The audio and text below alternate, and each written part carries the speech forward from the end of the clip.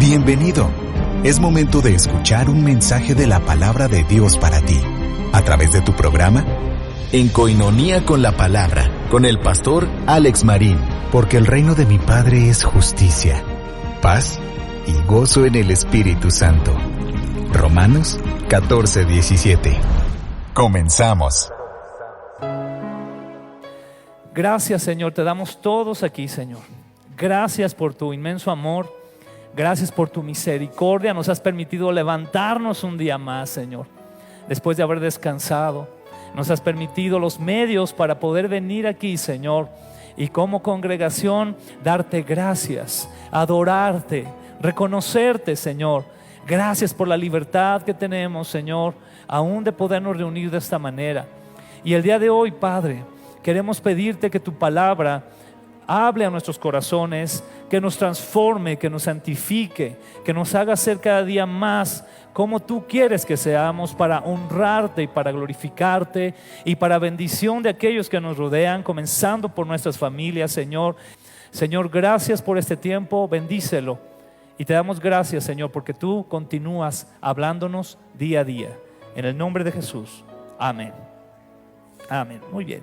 Pues continuamos, hermanos, con el estudio de Hebreos. Ahora vamos allí en el capítulo 8 y vamos a estudiar los versículos del 8 al 13. Lo perfecto por lo imperfecto. Capítulo 8, versículos 8 al 13. Y yo les quiero recordar que este capítulo 8 de Hebreos se le considera el pináculo del libro de Hebreos, como esa parte central, esa parte más importante del libro de Hebreos, donde resalta de una manera muy clara la supremacía de Cristo. Hemos estado hablando de eso, amén. Cómo el Señor Jesús está por encima de todo, cómo Él es lo más grande de todo, y en su sacerdocio, siendo el gran sumo sacerdote, nos acerca de manera directa con el Padre. Eso nos enseña Hebreos, esa entrada que tenemos con libertad delante de nuestro Dios, que es 3 veces santo, por medio del gran sumo sacerdote que es Cristo Jesús. ¿Cuántos dan gracias a Dios por eso? Entonces, en este contexto y haciendo las comparaciones que va haciendo el escritor del libro de Hebreos en relación a lo que pasaba en el antiguo pacto, es decir, en el Antiguo Testamento con toda esta ley levítica, y haciendo esa comparación con lo que ahora tenemos en el nuevo pacto, en el Nuevo Testamento, por medio de lo que Cristo ha hecho, es que iniciamos aquí con el versículo 7. Y dice así: si el primer pacto no hubiera tenido defectos, no habría sido necesario reemplazarlo con un segundo pacto. Pero cuando Dios encontró defectos en el pueblo, dijo. Vamos a enfocarnos aquí a lo siguiente. Sabemos que ya hubo un pacto que se realizó en el Antiguo Testamento, ¿verdad? Un antiguo pacto. Pero también hemos visto ya con claridad cómo tenemos un nuevo pacto a través de Cristo Jesús, por medio del cual tenemos entrada para con el Padre. Pero entonces aquí vamos a enfocarnos en la cuestión de los defectos en el pueblo. Está hablando que era necesario reemplazar un pacto que en sí el problema no era lo que el pacto pedía, sino el problema era quien lo realizaba o trataba de cumplirlo. Es decir, el pueblo, es decir, nosotros, ¿verdad? El que tienes ahí a un lado y al otro, el que está delante de ti, atrás de ti, tú mismo, nosotros mismos. Era el problema. Y ahí en el versículo 8 es por eso que dice: pero cuando Dios encontró defectos, ¿en quién? En el pueblo, dijo. Y esa parte es muy importante de que nos quede clara: defectos en el pueblo, en el cumplimiento del pacto. Ahí fue el problema. Cuando nosotros revisamos el versículo 8 en algunas otras versiones, por ejemplo en la Reina Valera contemporánea, nos encontramos lo siguiente. Dice así: pero Dios, al reprocharles sus defectos, dice. Entonces los defectos, ¿en quiénes están? Vamos a dejar aclarando eso. ¿Están en el antiguo pacto o están en el pueblo? En nosotros, está en el pueblo. Ahí está el defecto. El pacto, la realidad es que buscaba acercarnos a Dios. El antiguo pacto buscaba de alguna manera u otra que nosotros pudiéramos reconocer nuestra necesidad de Él, reconocer su grandeza y poderle adorar. Recuerden que un término central aquí va a ser la adoración al Señor. Sin embargo, nosotros fuimos los que no pudimos cumplirlo. Después, por ejemplo, en la siguiente versión, Palabra de Dios para Todos, dice así: pero Dios encontró una falla en el pueblo y dijo. Seguimos en esa connotación, amén. ¿Una falla en quién? ¿En el pacto o en el pueblo? En el pueblo, ¿ok? En el pueblo. La versión también del lenguaje actual dice así: pero al ver Dios que el pueblo, ¿qué?, no le obedecía como él esperaba, dijo. Entonces vemos a Dios estableciendo un pacto, pero vemos a un pueblo que no obedeció.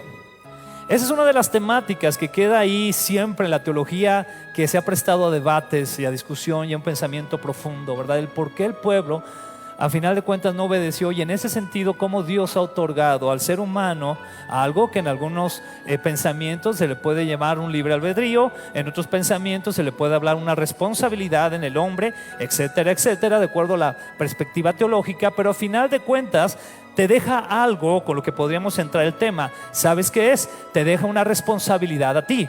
Dios crea al ser humano y le deja una responsabilidad. Es decir, Dios no hizo robots. Amén. Dios no hizo robots así para que no, es que tienes que hacer esto y estás programado.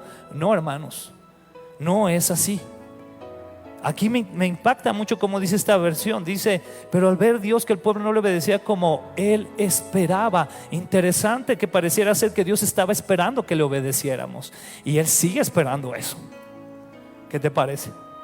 Porque él sabe que nosotros tenemos que tomar decisiones en la vida, y por eso nos da leyes, nos da preceptos, nos da directrices, instrucciones para poder seguirle y obedecerle, reconocerle como Dios. Entonces, ¿qué es lo que tenemos aquí? Que la ley quizás fue incompleta y provisional, la ley enfocada al antiguo pacto, pero la falla se dio en las personas, no en la ley. Es una ley que es eterna, ¿verdad? Cuando hablamos de la ley de Dios, hablamos de preceptos eternos. Preceptos eternos que van a estar ahí siempre, ¿no? Y que nos van a acompañar a creyentes y no creyentes. Cosas que deben de ser cumplidas tanto por aquellos que por su gracia le hemos conocido, y que deben de ser o deberían de ser cumplidas también por aquellos que no le conocen.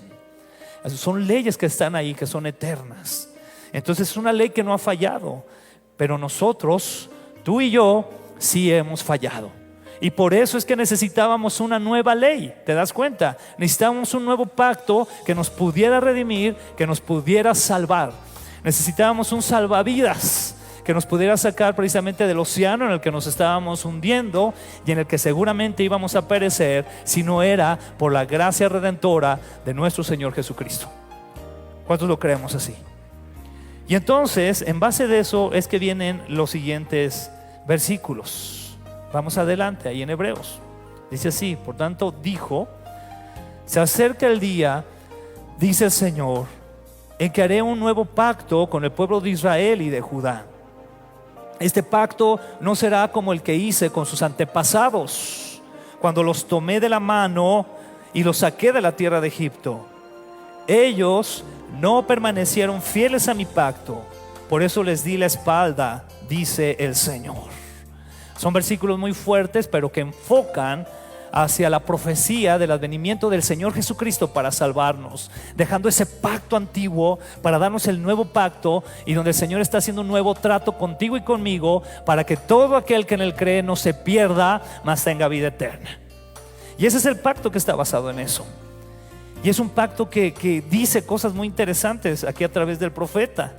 Dice que no será un pacto como el que hizo con sus antepasados. Y me encanta esta parte porque dice: cuando los tomé de la mano. ¿Cuántos de los que estamos aquí nos acordamos de cuando estábamos chiquillos y entonces íbamos a peligrar caminando por ahí, íbamos a hacer algo, y estaba por ahí papá o mamá cerca? ¿Y qué hacía papá o mamá? Te agarraban y te hazte para acá, ¿verdad? Y te jalaban, hasta te jalaban, ¿verdad? Y a veces sentíamos como que nos jalaban feo, ¿verdad? Pero seguramente era porque nos estaban librando de algo, ¿verdad? Nos tomaban de la mano y nos dirigían hacia algún lugar.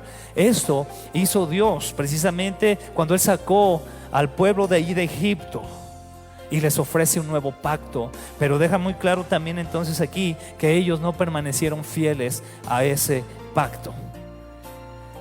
Y al no permanecer fieles a ese pacto, sucede algo que muchos teólogos consideran la peor maldición bajo la cual puede vivir la humanidad o los seres humanos. ¿Y cuál es esa maldición? El que Dios les dé la espalda. Eso es lo peor que le puede pasar al ser humano, que Dios le dé la espalda. Debemos de entender las connotaciones al respecto del tema de las maldiciones en la Biblia, sobre todo por parte de Dios, no desde un sentido esotérico. Debemos de tener cuidado. Cuando habla de esta cuestión de maldiciones, no es el tipo de maldición que nosotros luego llegamos a escuchar en las películas, que llegamos a escuchar de repente en algunas temáticas de cuestiones de ocultismo, por ejemplo. Aquí la maldición tiene que ver precisamente con un abandono de Dios hacia el ser humano. Es lo peor que le puede pasar. Es lo peor, que el creador de todo el universo, el que tiene control de las galaxias, de las estrellas, de todo lo que hay, decida darte la espalda. Es lo peor que puede suceder. Y entonces, en ese sentido, vemos algo muy interesante. La palabra que utiliza ahí para referirse a les di la espalda en el griego es la palabra ameleo. ¿Y qué quiere decir esta palabra ameleo? Quiere decir no cuidar, descuidar, despreciar. Con mucha facilidad los seres humanos, aun y cuando a veces estamos caminando en una vida sin Cristo, y llegamos a decir, no, pues al cabo que Dios me cuida, bueno, al cabo que Dios, pero cuidado, deberíamos de prestar más atención. La realidad es que no conocen el contexto de la Escritura, ¿verdad? Y no se dan cuenta que quizás están viviendo una vida donde realmente Dios no está tan al pendiente de ellos, donde realmente Dios los descuida o los desprecia. Es palabra dura, ¿verdad que sí?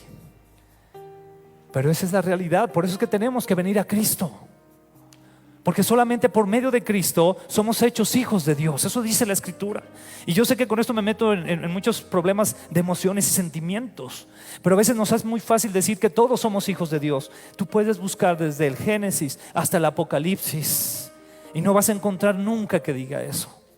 Al contrario, dice que todos aquellos que no están en Cristo incluso son reconocidos como enemigos de Dios. ¡Qué tremendo! Pero cuando tú vienes a Cristo por gracia de su Espíritu Santo, pasa algo maravilloso, porque dice la Escritura que entonces te da la potestad, el derecho legal de ser llamado un hijo de Dios. Y venimos a ser entonces hijos de Dios por lo que Cristo hizo, no por lo que tú y yo hagamos, que no valdría nada, sino por lo que Cristo hizo en la cruz, que vale muchísimo. Eso fue lo que sucedió. Pero en esta connotación en la que vivimos en la actualidad, viene a mi mente un pasaje muy fuerte del libro de Romanos, que está en el capítulo 1, versículo 21 al 32. El libro de Romanos es un libro que podría ser como una explicación muy específica y clara del Evangelio. Y aquí nos dice lo siguiente, te lo voy a leer de manera seguida. Dice así: es cierto, ellos conocieron a Dios, pero no quisieron adorarlo como Dios ni darle gracias. En cambio, comenzaron a inventar ideas necias sobre Dios. Como resultado, la mente les quedó en oscuridad y confusión. Afirmaban ser sabios, pero se convirtieron en completos necios. Y en lugar de adorar al Dios inmortal y glorioso, rindieron culto a ídolos que ellos mismos hicieron con forma de simples mortales, de aves, de animales de 4 patas y de reptiles. Versículo 24. Entonces Dios, ¿qué dice? Los abandonó para que hicieran todas las cosas vergonzosas que deseaban en su corazón. Como resultado, usaron sus cuerpos para hacerse cosas viles y degradantes entre sí. Cambiaron la verdad acerca de Dios por una mentira, y así rindieron culto y sirvieron a las cosas que Dios creó, pero no al Creador mismo, quien es digno de eterna alabanza. Amén. Versículo 26. Y repite por segunda ocasión: por esa razón Dios los abandonó a sus pasiones vergonzosas. Aún las mujeres se rebelaron contra la forma natural de tener relaciones sexuales y en cambio dieron rienda suelta al sexo unas con otras. Los hombres, por su parte, en lugar de tener relaciones sexuales normales con la mujer, ardieron en pasiones unos con otros. Los hombres hicieron cosas vergonzosas con otros hombres y como consecuencia de ese pecado sufrieron dentro de sí el castigo que merecían. Versículo 28. Por pensar que era una tontería reconocer a Dios, por tercera vez en el pasaje dice: Él los abandonó a sus tontos razonamientos y dejó que hicieran cosas que jamás deberían hacerse. Se llenaron de toda clase de perversiones, pecados, avaricia, odio, envidia, homicidios, peleas, engaños, conductas maliciosas y chismes. Son traidores, insolentes, arrogantes y fanfarrones, y gente que odia a Dios. Inventan nuevas formas de pecar y desobedecen a sus padres. Versículo 31. No quieren entrar en razón, no cumplen lo que prometen, son crueles y no tienen compasión. Saben bien que la justicia de Dios exige que los que hacen esas cosas merecen morir, pero ellos igual las hacen. Peor aún, incitan a otros a que también las hagan. ¿Qué tan actualizado o tan actual te suena esto? Ese es el escenario en el que vivimos. Ese es el escenario en el que estamos. Y es impactante que esta escritura, ¿verdad?, que tiene aproximadamente 2000 años, tenga esta connotación tan fuerte en la actualidad. ¿Será acaso entonces una gran tristeza, una situación realmente muy triste, pues, que Dios abandone a las personas? ¿A qué nivel puede llegar o está llegando el ser humano que Dios haga esto y que diga: ok, entonces, en pocas palabras, hagan lo que ustedes quieran hacer? Y los abandona a eso. Esta palabra que utiliza aquí para abandonar en el pasaje de Romanos no es la misma que utiliza en Hebreos, pero tiene una similitud. Es la palabra paradidomi, que quiere decir entregar. Y es a lo que muchos teólogos llaman el abandono de Dios, el peor castigo. Cuando hablamos de la connotación del infierno, por ejemplo, que es una temática que también luego no se quiere hablar porque se piensa en un Dios que es todo amor, y entonces se piensa: ¿cómo puede ser que un Dios de todo amor pueda mandar al infierno, verdad, a su creación? Pero se nos olvida que el amor de Dios va de la mano con la justicia de Dios, y Él no puede contradecirse, porque entonces sería como ser mentiroso, y Él no lo es, Él es verdad. Y entonces este peor castigo del infierno tiene que ver con el abandono de Dios. El castigo que realmente van a recibir ahí las personas que estén en el infierno es que van a estar abandonadas de Dios.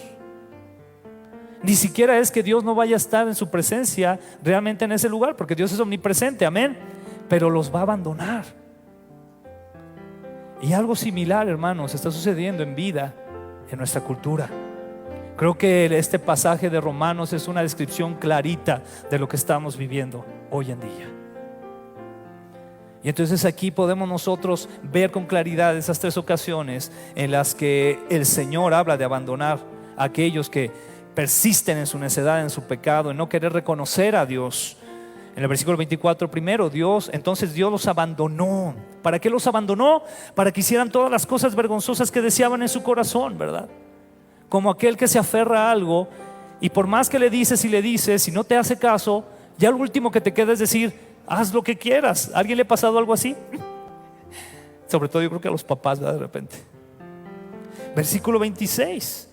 Por esa razón Dios los abandonó ¿a qué? A sus pasiones vergonzosas. O sea, hagan eso. Aunque sea vergonzoso, eso quieren hacer, eso hagan. Versículo 28. Él los abandonó, y esto es muy interesante, en sus tontos razonamientos, y dijo que hicieran cosas que jamás deberían hacerse. Pero ¿qué es lo que hace el Señor entonces también en ese caso? Dice: y dejó que hicieran cosas, ¿qué dice? Que jamás deberían hacerse. Pero ese abandono de Dios entonces se convierte en un castigo. Y con mayor razón nosotros debemos de orar con más fervor, pedir al Señor que nos dé los medios, que nos dé la manera de poderles compartir el evangelio, que ellos sean transformados, que alcancen la misericordia de Dios, misericordia que tú y yo hemos alcanzado. Aquí no estamos diciendo que si ellos son peores que nosotros. Nosotros también estábamos perdidotes, ¿verdad? Y el Señor nos rescató. No nos rescató porque fuéramos lo mejor del mundo. Al contrario, dice la palabra, de lo vil y lo menospreciado nos ha escogido el Señor. Pero ahora que conocemos esa gracia tenemos que llevarla a ellos. Tienen que saber. Ya de ellos dependerá si ellos quieren seguir la gracia del Señor o no. Y si no, pues el Señor los dejará a sus decisiones también. Es parte de lo que vemos en Hebreos. Y entonces regresamos a Hebreos, allá al versículo 10 del capítulo 8, donde dice ahora lo contrario a esto, ¿verdad? Por un lado vemos el abandono que Dios hace a aquel que no quiere seguirle, que no quiere reconocerle. Pero por otro lado vemos el amor de Dios, la dinámica de Dios, el movimiento de Dios para salvarnos. Y entonces allí en el versículo 10 dice: pero este es el nuevo pacto que haré con el pueblo de Israel en ese día, dice el Señor. ¿Qué dice? Pondré mis leyes en su mente y las escribiré en su corazón. Yo seré su Dios y ellos serán mi pueblo. Qué precioso es el Señor, que Él incluso obra para poner sus leyes en nuestra mente y escribirlas en nuestro corazón. ¿Sabes por qué lo tuvo que hacer ya de manera directa Él? Porque tú y yo no queríamos incluirlas en nuestra mente, no queríamos incluirlas en nuestro corazón. Entonces llega la gracia redentora del Señor, que por su gran misericordia decide implantarlas en tu mente y implantarlas en tu corazón. Y es entonces cuando por obra del Espíritu Santo tú comienzas a sentir, yo comienzo a sentir la necesidad de rendirnos delante de Él, de arrepentirnos de nuestro pecado y dejar que Él nos santifique, es decir, que nos transforme. Eso es lo que Él quiere hacer, para que Él sea nuestro Dios y nosotros seamos su pueblo. Y entonces aquí viene algo bien interesante. ¿Estás listo para esto? Porque entonces nos habla de esto, de un pacto que no solo busca obediencia religiosa. Amén. Mira, una obediencia religiosa cualquier persona la puede tener. Al cumplir el venir a la iglesia, al cumplir las liturgias, al cumplir ciertos mandatos que son más de tradiciones, cualquiera lo puede hacer. Pero eso no significa que tenga una relación íntima con el Señor. ¿Cómo lo vamos a ver entonces? Vamos a verlo en ese significado, ¿verdad? De unos cambios significativos de lo profundo de nuestro ser. Por eso dice ahí la escritura en el versículo 10, de esas leyes en la mente y en el corazón. ¿Por qué? Porque cuando se refiere a la mente, hermano, se refiere a tu intelecto. Amén. La manera en la que piensas. Y en nuestro corazón, es decir, nuestros sentimientos, deseos y afectos. Me detengo un poco aquí. Cuando habla de intelecto, ¿qué quiere decir?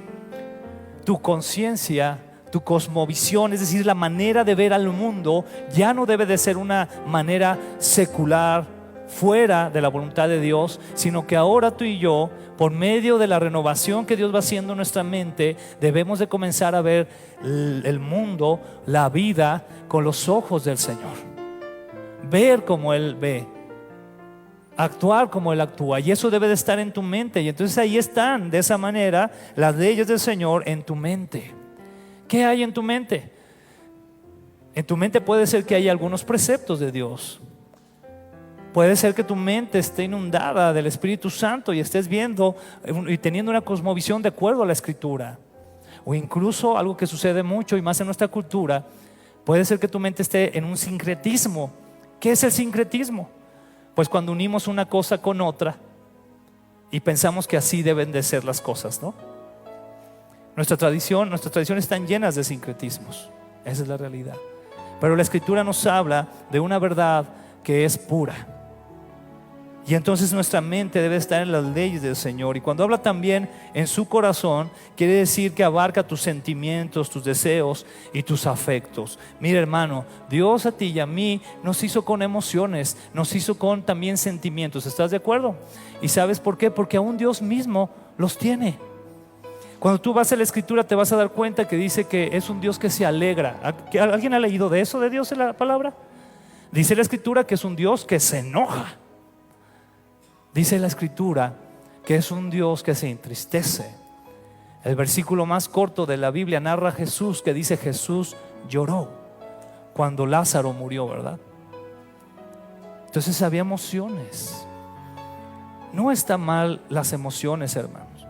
Debemos de cuidar mucho eso, Porque a veces también en la iglesia ha querido penetrar una situación de exageración a rechazar las emociones. Rechazar las emociones es como rechazar la creación de Dios, déjame decirte. Rechazar incluso la misma imagen de Dios, porque Dios dice que nos hizo su imagen y semejanza. Pero aquí el punto es que tus sentimientos, tus deseos y afectos no deben de ser los mismos que tiene alguien que no conoce a Cristo, sino que tus sentimientos, tus deseos y tus afectos van a estar centrados en el Evangelio, en la voluntad de Dios para tu vida. Te vas a entristecer por las cosas correctas, te vas a enojar por las cosas correctas, te vas a alegrar por las cosas correctas, porque en tu corazón están las leyes escritas de Dios, por la gracia de Cristo. Amén. Y entonces ahí es donde debe de cambiar eso. Y entonces viene un versículo que cuando yo estaba preparando este mensaje a mí me llamó mucho la atención y creo entender por qué. Incluso teólogos fuertes, eso me llamó mucho la atención, lo brincan, no quieren hablar al respecto de este versículo que te voy a leer, el versículo 11 ahí del capítulo 8 de Romanos. Dice así: y no habrá necesidad de enseñar a sus vecinos, ni habrá necesidad de enseñar a sus parientes, diciendo: deberías conocer al Señor, pues todos ya me conocerán, desde el más pequeño hasta el más grande. Y hay quienes no quieren tocar este versículo porque tienen temor de que la iglesia lo entienda como: entonces, ¿qué estamos haciendo aquí, va? Entonces, ¿para qué venimos a los cursos bíblicos, va? Entonces, ¿para qué aprendemos más? Pero esa no es la verdadera connotación de este versículo, sino que tiene diferentes aspectos que son muy importantes. Uno de ellos partiría de manera muy particular en un sentido del cumplimiento de ser hechos santos y no pecar más. Es decir, de entrar en un proceso donde, fíjate bien lo que habla aquí, y tenemos que verlo en este contexto, amén. Recuerda, el contexto que tenemos aquí es la figura del Señor Jesucristo como el sumo sacerdote, que por medio de lo que Él hace en el cielo nos da entrada directa al Padre. ¿Estás de acuerdo? Por medio de Jesús tenemos entrada directa al Padre, al lugar santísimo de su presencia. Entonces, ¿en qué lugar, en qué momento tú podrías conocer más a Dios, podrías aprender más de Él, que cuando estás íntimamente en su presencia? Y eso tiene que ver con esa relación muy íntima que tú y yo como creyentes debemos de anhelar de tener con el Señor Jesucristo. Ese debe de ser tu mayor anhelo. Mira, aquí cuando termines el curso te vas a llevar un chorro de conocimiento y vas a salir con una cabeza así, que pues está bien. Pero el problema es que si tu relación íntima con el Señor no está por encima de eso, entonces eso no van a ser más que letras. Yo te he platicado en alguna ocasión que ahí, por ejemplo, en la universidad, yo conozco profesores, doctores en filosofía, que ahorita podrían llegar aquí y abrir la Biblia y darnos una enseñadota a todos los que estamos aquí, que conocen más la Biblia que tú y yo, que saben los libros de la Biblia muy bien, que conocen los contextos históricos, los contextos sociológicos, políticos de cada libro de la Biblia, que te pueden decir las interpretaciones, que te pueden abrir cómo se formó la Biblia, dónde fueron los concilios, que te pueden hablar de un chorro de cosas que tú y yo ni sabemos. Es decir, nos pueden dar una masterclass aquí. Pero ¿qué crees? Muchos de ellos son ateos. Y ahí tú podrías decir: a ver, ¿pero qué pasa? Pues si saben. Es que no hay una relación íntima. No han llegado con el sumo sacerdote, que es Cristo Jesús, el único que puede llevarte hasta la intimidad del lugar santísimo con el Padre. ¿Y ves qué precioso es eso? Entonces está hablando aquí el profeta en ese sentido del cumplimiento de ser hechos santos y no pecar más, ¿no? Y esto obviamente, hermano, desde un aspecto de los últimos tiempos o escatológico, esto se va a cumplir en su totalidad. ¿Sabes cuándo? Cuando estemos en el cielo. Ahí se va a cumplir, pero mientras tanto se está cumpliendo. Y entre más tú te metas a tu cuarto a orar, entre más tú busques la escritura, no por echar competencias con el otro hermano a ver quién sabe más de la Biblia, sino porque quieres conocer a tu Salvador, entre más le busques de esa forma, menos necesidad vas a tener que alguien te diga cómo están las cosas. ¿Te das cuenta, hermano? Y espero que no me malinterpretes. Por eso lo quiero manejar con mucho cuidado este versículo, porque es controversial, de verdad. A mí me impactó ver algunos estudios bíblicos cuando estaba preparando y ver que los hermanos se brincaban del versículo 10 al 12. Yo decía, espérate, ¿qué pasó? ¿Qué me quiere transear aquí? Sí, porque hay ese temor, pero no hay que tener temor, hermano. ¿Cómo vamos a tener temor de meternos en intimidad con el Señor? Al contrario, dice la Escritura, ¿verdad? Clama a mí, ¿y yo qué? El Señor dice, te responderé. ¿Y qué más dice? Te enseñaré cosas grandes y ocultas que tú no conoces. ¿Quién te va a enseñar eso? El Señor. Qué precioso es que tengamos esa entrada delante de Él. Y aquí vemos otro punto importante de este versículo, donde vemos por otra parte al Señor mismo. Qué precioso es nuestro Dios, encargándose de que le conozcamos y que hagamos su voluntad por medio del Espíritu Santo. Y que no es otra cosa, cuando tú y yo hablamos de ver la voluntad del Señor, una de las cosas centrales que el Señor te va a hacer cuando tú ores por ver la voluntad de Dios, ¿sabes qué va a hacer? Que veas tu pecado, que veas qué es lo que te está separando de Él. Entonces el Señor va a llegar y te va a mostrar, mira, es que está esto en tu vida y con esto me ofendes, hijo, y tienes que apartarte de eso. Yo te quiero seguir santificando. Recordemos que la palabra santo o santificarte no significa que tengas una aureola y una arpa y alas y estés volando en medio del templo, no. Significa que te está apartando. La traducción original de santificar es apartado. Y Dios cada día te aparta más para Él. ¿Cuántos dan gloria a Dios? Cada día más te está apartando. Te aleja de aquello que le deshonra para acercarte a todo lo que le da honra y gloria a Él. Y entonces en este sentido, en este tenor, conocer al Señor, ¿qué crees? A diferencia del antiguo pacto, hoy en día se vuelve más personal que nunca. Antes necesitaban a una serie de sacerdotes, a un sumo sacerdote que entraba una vez al año solamente para poder tener un acercamiento con la presencia de Dios. Y ahora, por medio de lo que Cristo ha hecho, se vuelve algo tan personal entre tú y Él. De ahí es que decimos, ¿verdad?, que la salvación es algo personal. Realmente el Señor a ti te da ese entendimiento de tu necesidad de Él, y a partir de ese entendimiento te va a dar en tu corazón lo que encontramos aquí, el estar anhelándole y buscándole. Y entonces nos queda muy claro lo siguiente también, hermanos: una relación con Dios por medio de Jesucristo, más allá de liturgias y tradiciones, que culminará en la eternidad. Esta relación que ahora hemos empezado en Cristo por su gracia, por lo que Él ha hecho en la cruz, por todos los pasos que Él ha dado para acercarnos a Él, es una relación que nos está santificando, que nos permite conocerle más y que va a culminar en la eternidad. Allá en la eternidad vamos a ser perfectos. Te tengo una noticia: allá en la eternidad, a diferencia de ahorita, tú y yo ya no vamos a querer pecar más. Ahorita todavía nos jala el pecado, ¿a poco no? ¿Verdad que sí? Todavía hay pensamientos que nos llegan y qué onda, ¿verdad? O situaciones en las que nos sentimos tentados y ofendemos a Dios. ¿Sabes qué es lo precioso de la eternidad? Que cuando estemos allá seremos tan completos, tan perfectos, que ni por aquí nos va a pasar. Y estaremos en una armonía única con el Señor. Qué precioso poder entonces experimentar ese momento en Cristo. Y entonces podemos ver el versículo 11, hermanos, también como un signo de madurez en el contexto del gran sacerdocio de Cristo. Y lo que voy a decir también vamos a tomarlo con cuidado. La siguiente pregunta: pero muchas veces vivimos en una connotación en nuestro ambiente cristiano haciendo la siguiente pregunta. Nos preguntamos esto: ¿estará mal esto? ¿Estará mal aquello? ¿Estará mal lo otro? Y a veces nos acercamos a las personas y está bien, porque estamos en un crecimiento.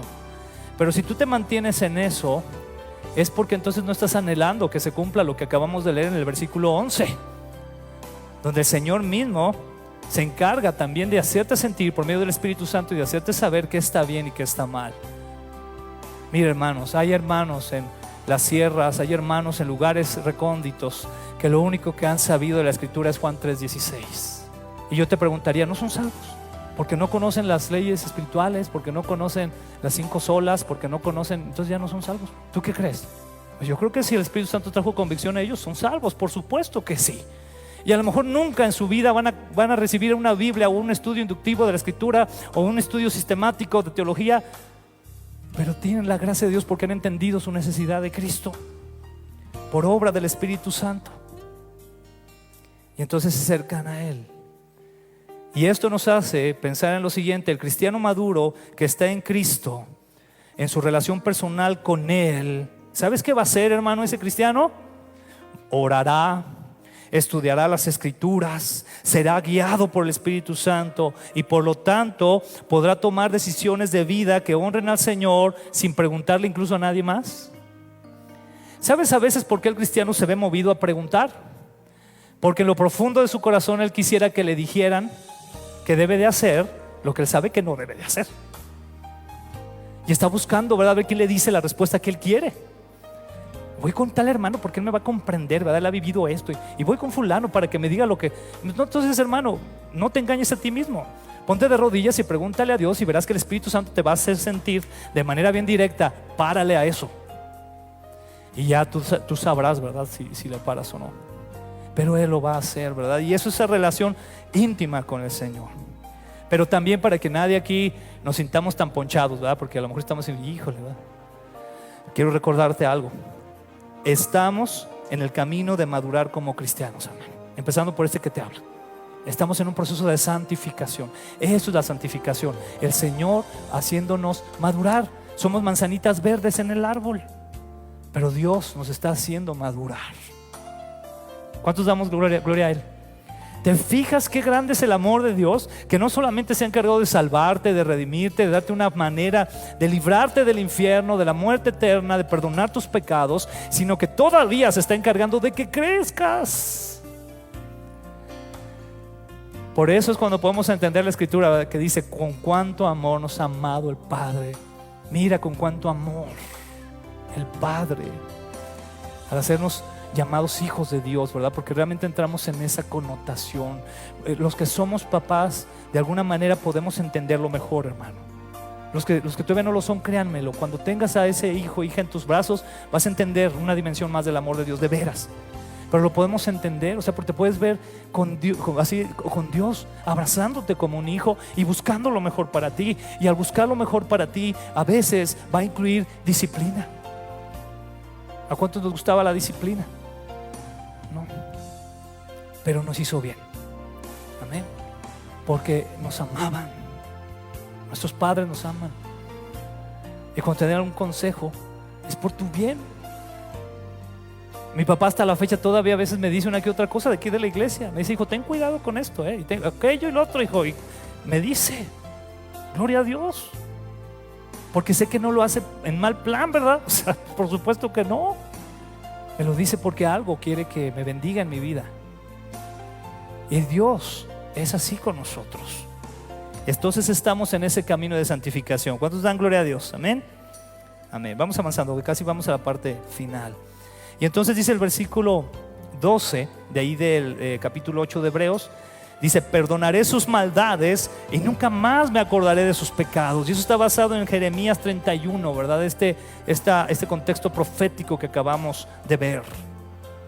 Versículo 13 dice así: cuando Dios habla de un nuevo pacto, quiere decir que ha hecho obsoleto al primero, el cual ha caducado y pronto desaparecerá. Atención con eso, no ha desaparecido, ¿ok? Desaparecerá. ¿Por qué lo quiero aclarar? Porque todavía mucho de la ley de Dios nos permite estar en un orden de vida, amén.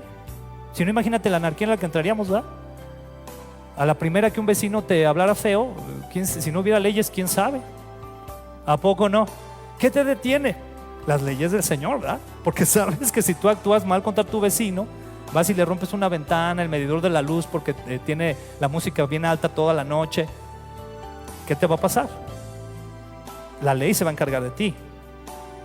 Y eso es lo que tiene que ver. Pero aquí lo que vemos es que pronto desaparecerá. Sin embargo, estamos en el nuevo pacto del Señor Jesucristo. Y esto nos lleva como conclusión a 4 beneficios superiores que tenemos precisamente en este nuevo pacto. ¿Cuáles son? El primero de ellos es este: las leyes de Dios se convierten en ¿qué, hermanos? en principios internos que permiten que su pueblo se deleite en hacer su voluntad. Las leyes de Dios son principios internos, hermano. Dice el Señor: no mentirás. ¿A quién de aquí, levante la mano, quién le gusta que le mientan? Es un principio eterno. Yo te voy a decir algo: si tú le mientes a alguien, o si alguien te miente a ti, te tengo una noticia: Dios sigue siendo Dios. Él sigue en su trono. Él es inamovible. Él no lo va a mover eso. O sea, Dios no se va a horrorizar, va a decir: no, no puede ser que mintió. No, hermano, Dios es Dios. Cuando Él te dice no mientas, es para tu beneficio. Es un principio que te bendice a ti. Cuando el Señor dice no robarás, ¿a quién de aquí nos gusta que nos roben algo? Qué padre, me robaron 5 cosas este año. ¿Verdad que no? No, es un principio que te bendice a ti. Aún el principio bíblico, el mayor de los mandamientos, ¿verdad? Amar al Señor con todo tu corazón, con todas tus fuerzas, con toda tu mente, y a tu prójimo como a ti mismo. ¿Quién crees que es el beneficiado? Tú y yo. Te tengo una noticia, y que esto no suene feo, ¿ok? Pero es bíblico. Dios no necesita tu amor. Si tú creías que le estás haciendo un favor a Dios por amarlo, te tengo una noticia: Dios no necesita tu amor, porque Él es independiente. Él es auto en todas las cosas, ¿verdad? Él depende de sí mismo. Pero aquí está lo maravilloso: si Dios no necesita tu amor, entonces ¿qué es? Dios quiere tu amor. Y quiere tanto tu amor que Él mismo se encarga de poner todo en orden para que tú puedas amarlo. Pero no es que Dios lo necesite, hermanos, amén. Eso es algo impresionante. Podemos ver el segundo beneficio: Dios y su pueblo tienen un compañerismo íntimo, no solo corporativo, sino individual. Es decir, tú no puedes decir: es que Dios me ama porque pertenezco a esta iglesia o a esta otra. Es que Dios me ama porque, hablando de contextos de títulos de iglesias me refiero, ¿ok? Dios te ama porque ha establecido un compromiso, un pacto contigo a través de Cristo, que es un pacto íntimo contigo, ¿verdad? Pero al mismo tiempo también se vuelve en algo corporativo, porque tú ves a la iglesia en general y lees Apocalipsis y te das cuenta que vamos a ver gente de todo tribu, lengua y nación adorando el nombre del Señor. Y entonces eso sí lleva a ser algo corporativo. Algo corporativo es también lo que hacemos aquí en la congregación. Tenemos una adoración corporativa, aunque suene el término así como de management, ¿verdad? Así, ¿no? Realmente tenemos una adoración en la que todos formamos parte, pero al mismo tiempo en lo individual Dios está esperando de nuestra adoración.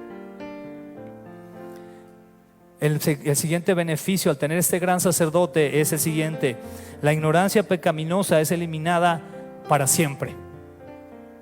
Amén. Si tú estás buscando al Señor, créeme que el Espíritu Santo te va a hacer sentir cuando estás haciendo algo que no está bien delante de Él. Te lo va a hacer sentir. Y es más, es tan maravilloso el Espíritu Santo que a veces, aunque ni siquiera lo hayas leído en la Biblia, te lo va a hacer sentir, porque estás buscándole. Y con esto también quiero aprovechar y aclarar: no se trata que dejamos leer nuestras Biblias, amén, hermanos, ni que dejemos de estudiar la palabra, pero sí se trata de qué es lo que te motiva a hacerlo, por qué lo estás haciendo. El cuarto punto: el perdón de los pecados es una realidad eterna.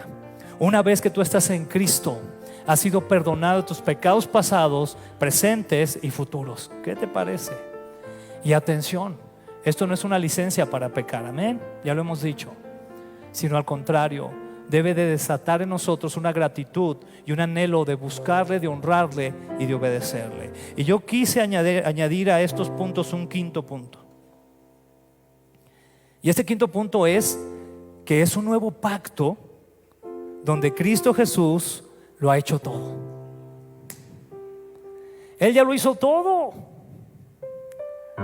¿Sabes qué te corresponde a ti y a mí? ¿Qué nos corresponde? Creerle. Creerle. Y al creerle al Señor vamos a amarle. Y como Él dijo, el mismo Señor Jesucristo, a sus discípulos: si le amamos, vamos a obedecer sus mandamientos. Amén, hermano. Gloria a Dios. Vamos a orar al Señor. Padre, gracias te damos por tu palabra. Gracias te damos, Señor, porque nos sigues hablando, Señor, de muchas maneras, y sabemos que todo está en conforme a tu palabra. Cuando tu Espíritu Santo nos habla de tu mente, nos habla de tu palabra misma, Señor. Porque tu palabra nos enseña que en el principio era el verbo, esa palabra de vida, esa palabra que tenemos plasmada en las Escrituras, pero que está definitivamente en toda su esencia en el Consolador, en el Espíritu Santo. Y que ahora por ese Espíritu Santo precioso podemos nosotros también tener una cosmovisión, una visión de esta vida de manera diferente. Y podemos honrarte y podemos glorificarte, buscar tu rostro. Padre, los que estamos aquí en esta tarde, queremos decirte, Señor, te necesito, Señor. Transfórmame, cámbiame. Ayúdame a escuchar tu voz, ayúdame a aprender de ti. Ayúdame a entrar, Señor, en ese cuarto de intimidad y buscar tu rostro, adorarte, deleitarme en tu presencia, Señor, gozarme en ti. Ayúdame, Señor, porque tú eres el todo, Señor, en nuestra vida. Y como dijo Pedro, Señor, lo decimos con humildad, Señor, y con fe. ¿A quién iremos, Señor? ¿A quién iremos si solamente tú tienes palabras de vida eterna? Y hemos conocido que tú eres el Cristo, el Mesías, el Hijo del Dios viviente. Solamente en ti, Señor, hay plenitud de gozo y propósito eterno. Gracias, Señor, en el nombre de Jesús. Amén. Dios los bendiga, hermano. Dichosos más bien, contestó Jesús, los que oyen la palabra de Dios y la obedecen. Lucas 11:28. Acabamos de escuchar un mensaje de la palabra de Dios a través de tu programa En Coinonía con la Palabra, con el pastor Alex Marín. Deseamos que haya sido de edificación y que rinda frutos en tu corazón, compartiendo las buenas nuevas del Evangelio. Radio Fuente de Vida. Hasta la próxima.